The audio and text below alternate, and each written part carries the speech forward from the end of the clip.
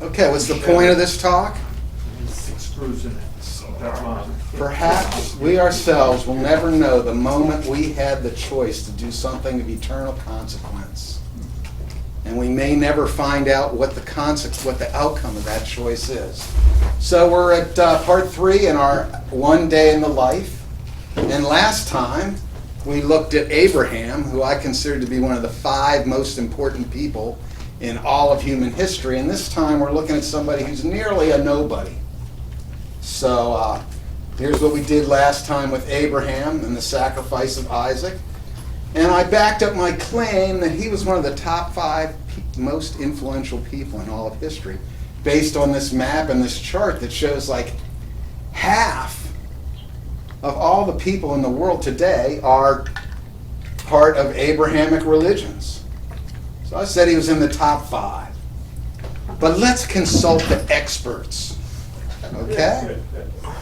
So here's this guy, Michael Hart. He wrote this book that developed quite a reputation in the 70s, 1978. And he ranked the 100 most influential persons. And look at who his top pick was. Muhammad. And I think that in 1978, that's what you call clickbait. You want to sell books?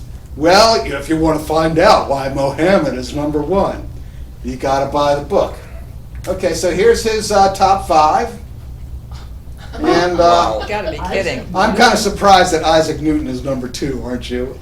What was he a professor of? That might have something to do with it. I don't know. He's a physicist. And you might want to know where in this ranking Abraham appeared, mightn't you?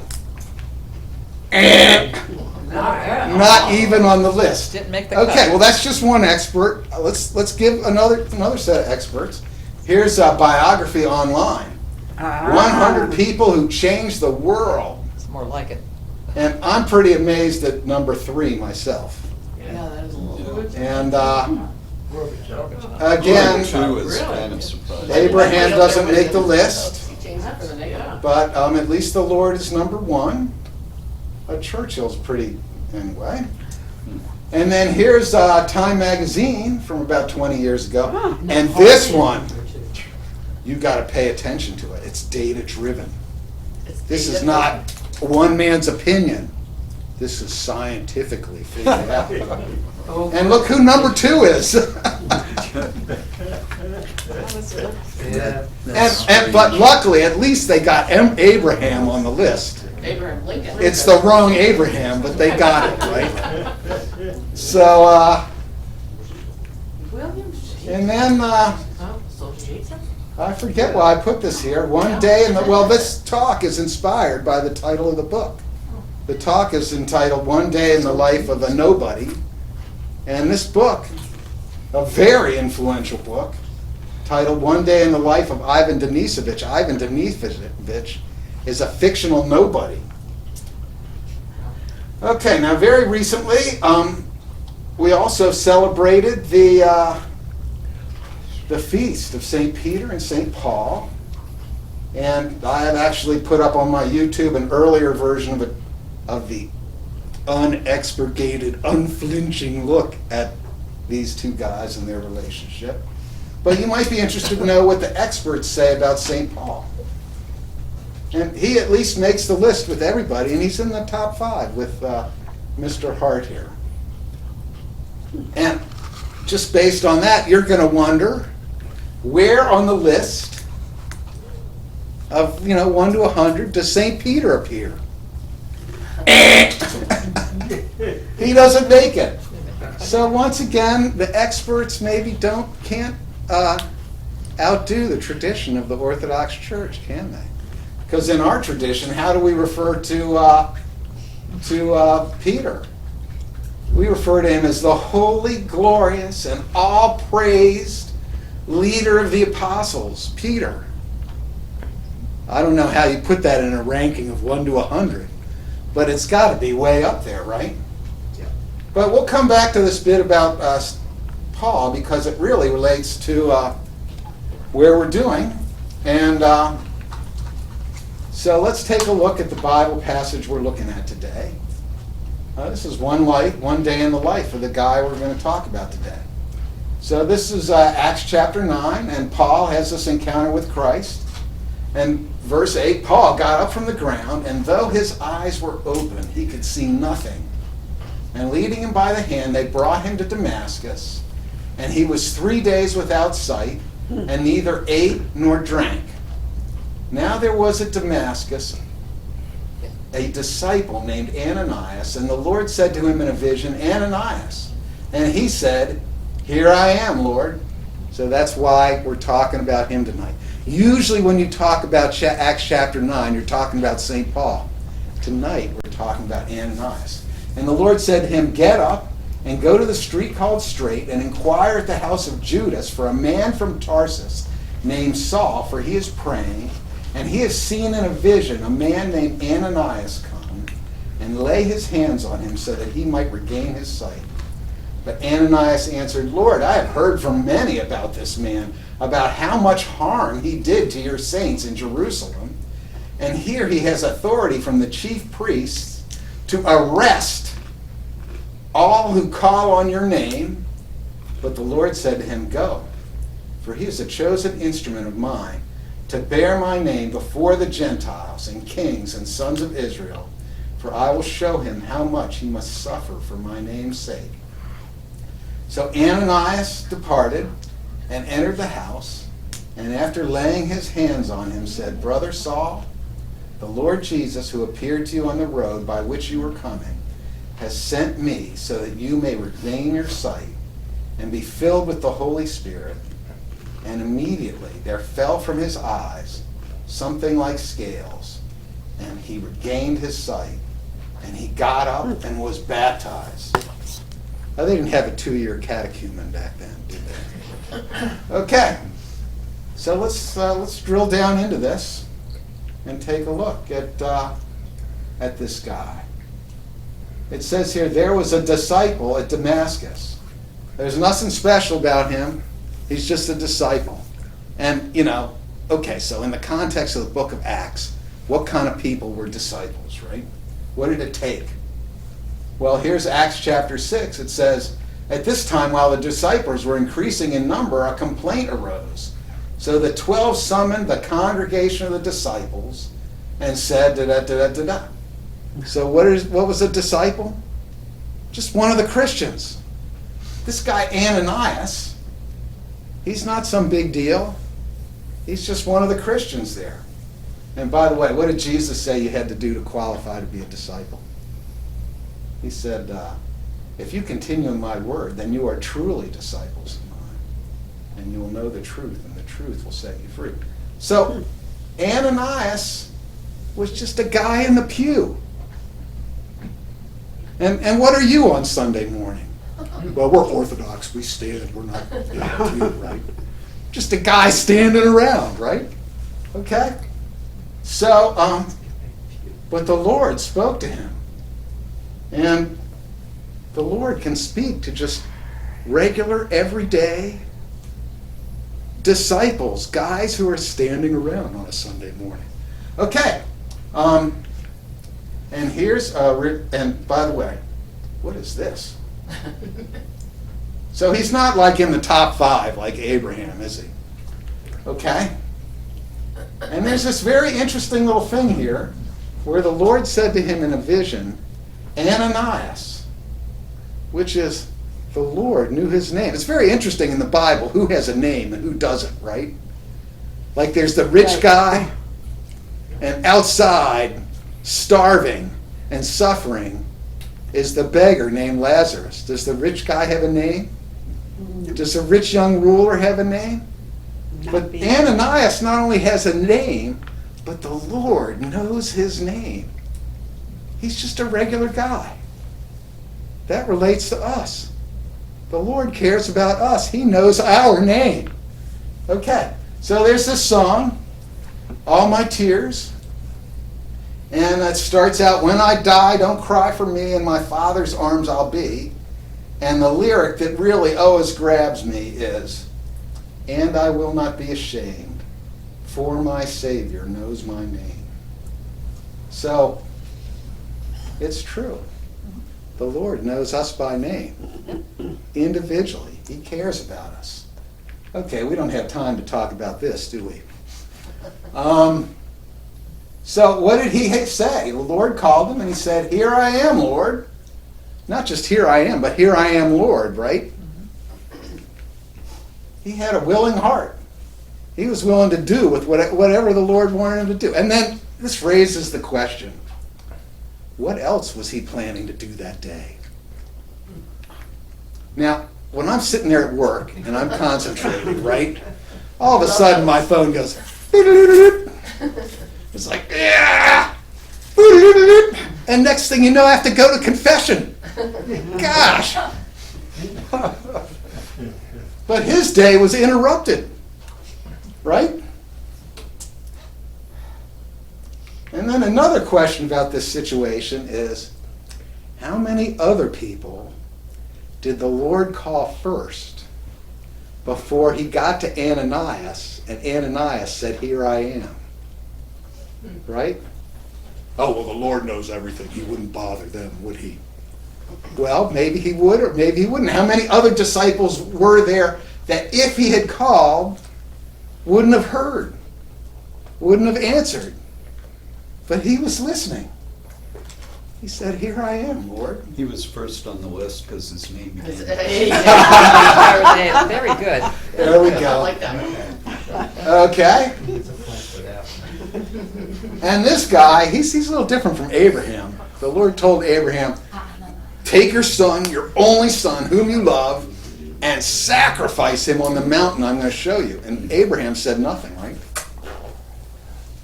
But he's talking, what would you call this type of talking to the Lord?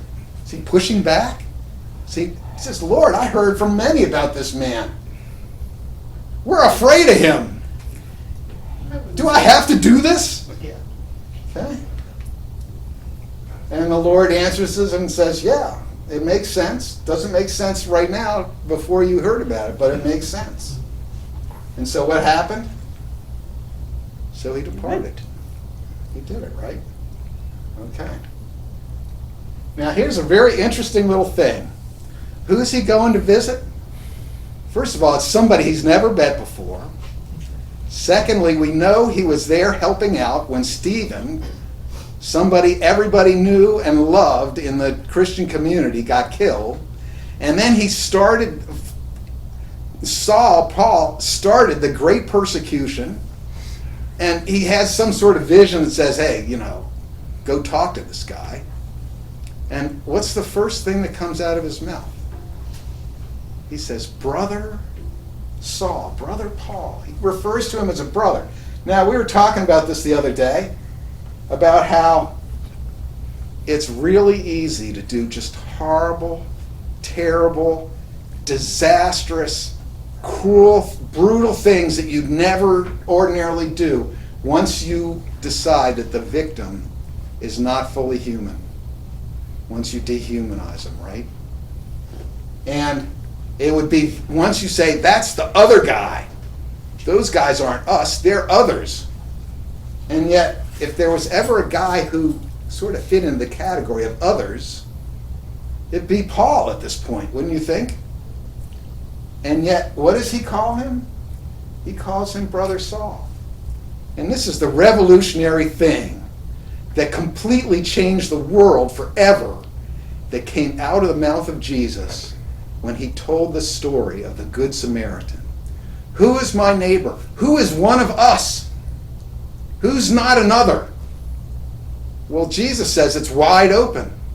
Everybody should be treated like your neighbor. Okay. Brother Saul. No. He treats him like a brother, not just dehumanized. Okay. Now, let's look at this like a Hollywood script, okay? Let's say the New Testament. You're doing the book of Acts, right? And there are big parts and there are little parts, right? And what does Ananias have? He's got 3 lines, right? So he's more than an extra. But he's not a protagonist, is he? He's not even really in a supporting role. He's not even, he's like barely more than an extra. And yet, consider the influence he ended up having. What would have happened if there was nobody there to take Paul and explain to him what had happened to him and to baptize him? You know, in Acts 17:6, when they came to Thessalonica, the crowd went crazy and they said, "These men who have turned the world upside down have come here also." That's Paul. He turned the world upside down. And who had the influence? Well, that was Ananias. So that's one day in the life of a nobody. Okay, so last week and even tonight, last week we commemorated All Saints' Day. And here's the bulletin, our own very own bulletin. And it introduces what the Sunday is all about. It says this Sunday, following Pentecost, is dedicated to all saints, those who are known to us and those who are known only to God. Well, by the way, the Lord knew Ananias by name. He was sort of in that category, but he did get 3 lines. Okay? Now here's a very interesting place that I would like to take our teens to someday soon. Do you recognize what this is? Oh, yeah. That's Yeah. the tomb of the unknown soldier. It says, "Here rests in honored glory an American soldier." And what's behind that wreath? His name is unknown. He's known only to God. So it's like one of these saints here, right? So once again, perhaps we ourselves will never know the one moment we had the choice to do something of eternal consequence. And we may not ever know the outcome of that choice. But he was listening and he said, "Here I am." Okay. Which brings us to one day, we're going to talk about 3 different examples of how this has worked out in the modern world. Okay? So, first of all, the summer of 1972. Now, this guy, we're not naming any names in this as far as modern figures go.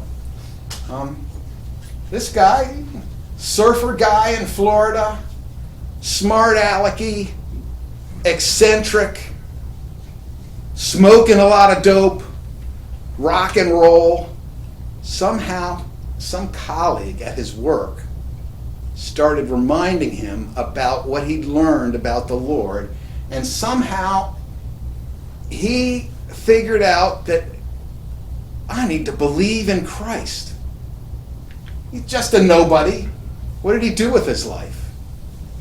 Hung some kitchen cabinets, had a nice family, homeschooled before anybody else, and spent about 10 years in trouble with the IRS over whether the Constitution was actually properly amended. And I don't remember whether he actually got to spend time being hosted by the federal government where he got 3 square meals a day, but it went on for quite a very eccentric guy. And this was the summer of 72. What was happening in 72? Well, my brother, who was his close friend, dropped out of college from bad grades and was completely directionless and had no idea what to do with his life. My other brother was a small-time drug dealer.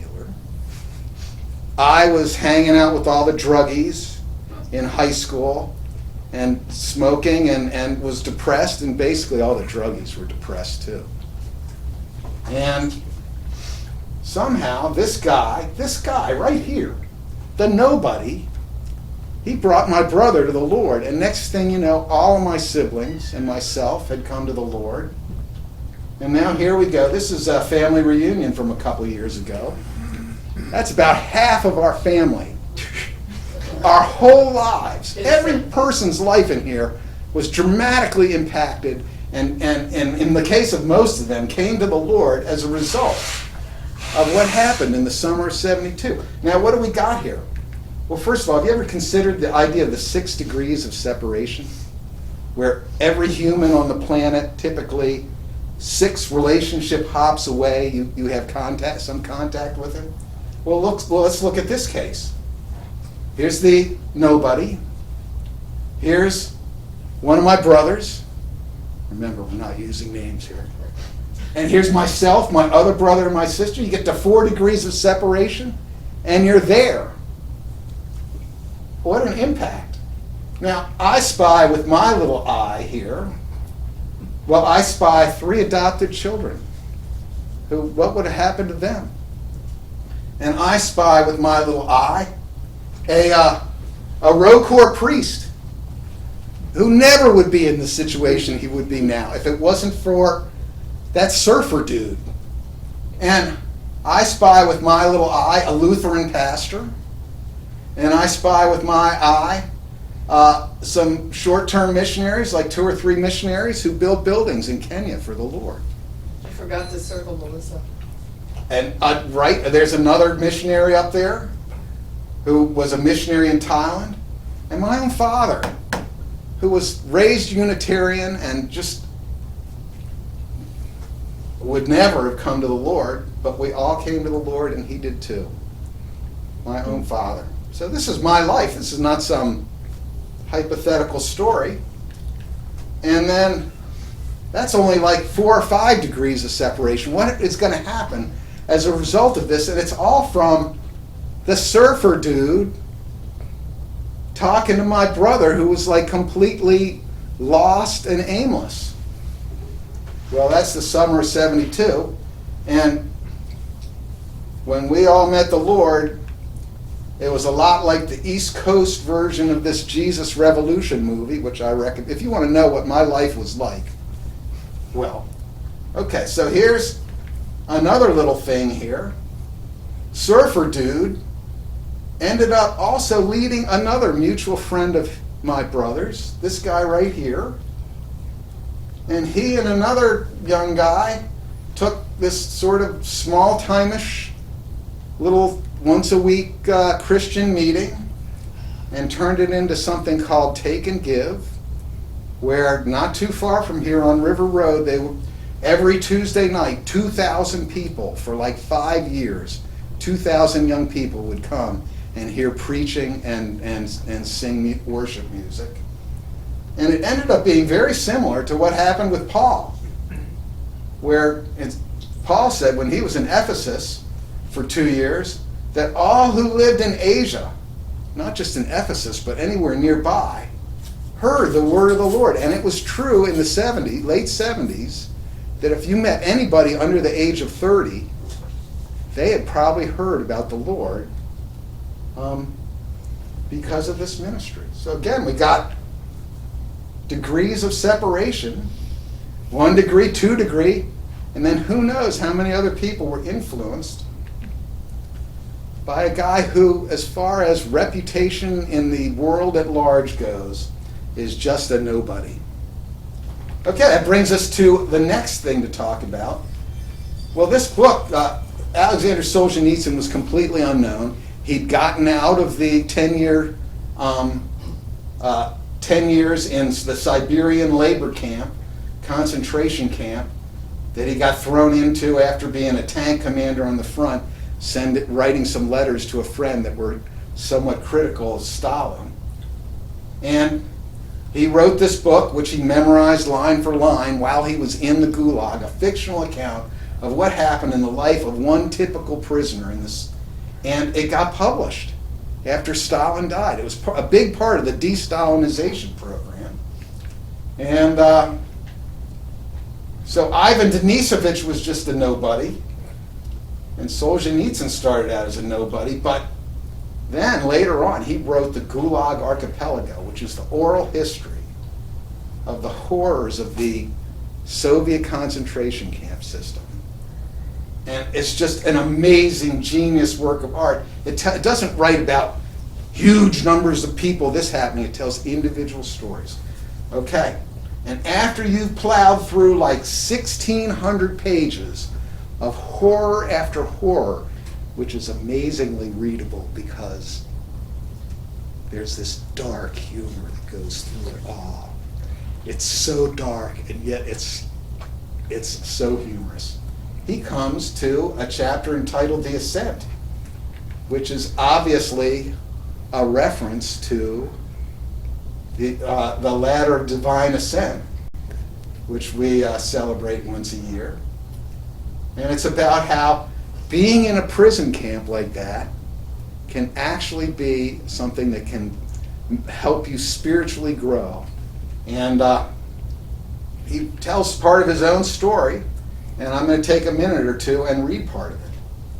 So here he is, he's in the gulag, he's in the concentration camp, and he writes, "Following an operation, I'm lying in the surgical ward of a camp hospital. I cannot move. I am hot and feverish, but nonetheless, my thoughts do not dissolve into delirium. I am grateful to Dr. Boris Cornfield, who is sitting beside my cot and talking to me all evening."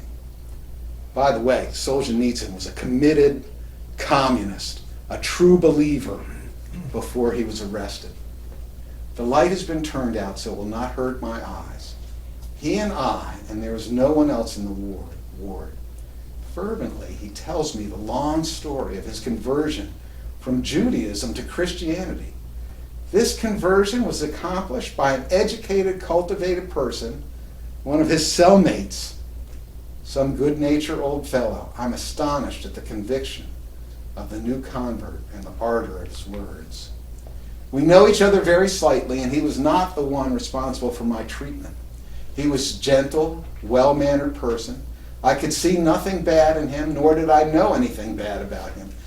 However, I was on my guard because Cornfield had now been living for 2 months in the hospital barracks without going outside, because he had shut himself up in here at the place of his work and avoided moving around the camp at all. This meant he was afraid of having his throat cut. In our camp, it had recently become fashionable to cut the throats of stool pigeons. This has an effect, but who could guarantee that only stoolies were getting their throats cut? One prisoner had his throat cut in a clear case of settling a sordid grudge. Therefore, the self-improvement of Cornfield in the hospital did not yet prove at all that he was a stool pigeon. It is already late. The hospital is asleep. Cornfield is ending up his story. I cannot see his face. Through the window come only scattered reflections of the lights of the perimeter outside. Those were the last words of Boris Cornfield. Noiselessly he went out into the nighttime corridor and lay down to sleep. I was awakened in the morning by running about and tramping in the corridor. The orderlies were carrying Cornfield's body to the operating room. He had been dealt 8 blows on the skull with a plasterer's mallet while he still slept, and he died on the operating table without regaining consciousness. And so it happened that Cornfield's prophetic last words were his last words on earth, and directed to me, they lay upon me as an inheritance. That's a big part of the story of how Solzhenitsyn became a Christian from being a complete communist. Okay, so how important was Solzhenitsyn? This is a podcast I've listened to 3 or 4 times. And here's like sort of the opening audio clip, 30 seconds long. Our topic for today is Alexander Solzhenitsyn. I want to begin with his impact. How would you describe Solzhenitsyn's impact on history? Second most important after Stalin himself. Solzhenitsyn was able, as a single human being, to blacken the image of the Soviet Union globally. Even though he was prohibited from publishing most of his works inside the Soviet Union. Okay. So the world could be completely different today if the impact of this guy, Dr. Boris Cornfield, if that night, his last night on Earth, had not happened. Have you ever heard this story before? Man, No. It's the Gulag Archipelago. Unbelievable. Okay, you're interested in this guy. Would you like to see his picture? Sorry, it doesn't exist. The only information we have about this guy is what I just read to you. You could call him like one of those saints who was almost only known to God, known only to God. And the interesting thing is, did he know at on that evening how important it was what he was passing on to this guy lying on the cot recovering from cancer surgery? Perhaps we ourselves will never know the one moment we had the choice to do something of eternal consequence, and may never know the outcome of that choice. He didn't know in this life the outcome of what he did he? Did Dr. Cornfield. So the question is, are you listening? Okay, quickly now, the last one. The mystery person. Okay, a couple of years ago, a young man walked into our church, or walked up to our church for Vespers, like we just came out of. Tall guy, but like 13 years old. Somebody who had never, as best we know, been to church before. He walked in, and one of the people sitting in here noticed him and took care of him and brought him in, and he's been here ever since. We've all been taking care of him.